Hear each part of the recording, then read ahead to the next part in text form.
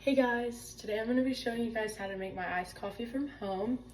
Our first step is to add, get your favorite glass, and I put mine in this glass cup, and then you pour whatever milk you want. I'm just going to do some whole milk, and I use this as my base, and I usually just fill it to about right there, just about, with a little bit of room at the top.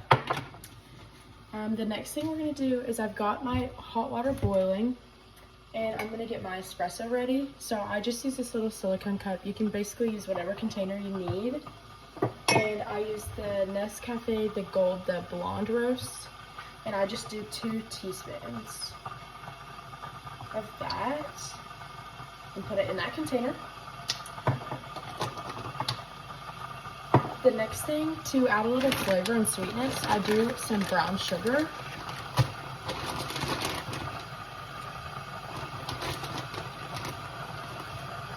And I just do about like a spoonful.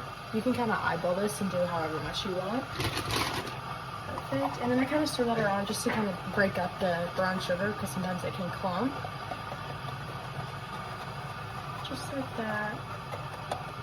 I'm gonna go ahead and pour that over our espresso. I usually just do enough to cover the bottom. Just about, maybe a little more, just about that.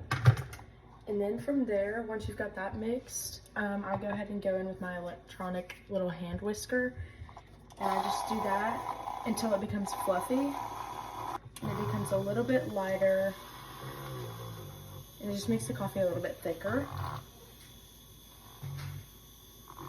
I also feel like it kind of gets rid of the heat, so it doesn't like immediately melt my ice when I pour over.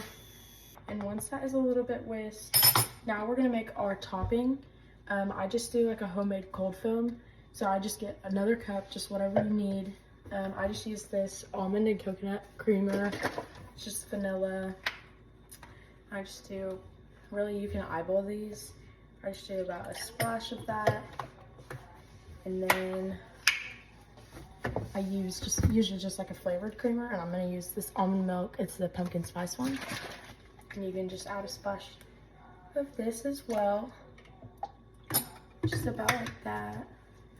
Okay, and then from there, to make it like a foamy texture, I also whisk this just enough to where it gets like a frothy milk texture. And then the next step is to our espresso. Once that's sat for a little bit, I'm gonna add my flavorings that I wanna do. I've got quite a lot of syrups over here, so you can pick your favorites at home. I think I'm gonna do I have a pumpkin cinnamon roll one. That's been my favorite recently. So I usually just do like a lid full of that.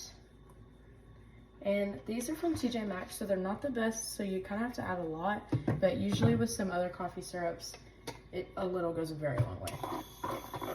So then I just kind of whisk that together again, get the flavor all in there. Now that you've got the coffee and the topping done, it's my favorite part. It's time to pour everything together. So once you've got your milk, I just pour the espresso right on top. See how it's like that foamy texture? Perfect.